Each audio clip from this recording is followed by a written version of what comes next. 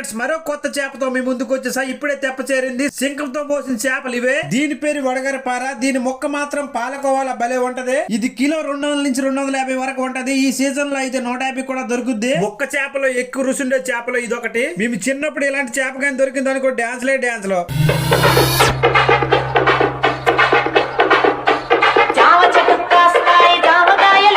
Market లో ఈ ఉరగడపార మాత్రం దొరికినప్పుడు ఏ మాత్రం మిస్ అయ్యొద్దు. చాలా చాలా టేస్ట్ ఉంటది. దీన్ని చేసినప్పుడు మాత్రం చాలా జాగ్రత్తగా చేయాలి. ఇలా తోలు తీయాలి. తోలు తీయకుండా చాలా మంది వండుతారు, కానీ ఇలా తోలు తీసుకుని వండితే చాలా చాలా టేస్ట్ గా ఉంటది. ఇది చారైనా ఫ్రై అయినా ఏదైనా సరే గొప్ప రుసే. ఇలా తోలు పైన ఇలా ముల్లా ఉంటది, అందుకనే తోలు తీసేయాలన్నమాట. ఇది ఫ్రిడ్జ్ లో పెడితే 2-3 రోజుల వరకు కూడా బానే ఉంటది, కానీ ప్రెస్ చేప అయితే మరీ టేస్ట్ గా ఉంటది.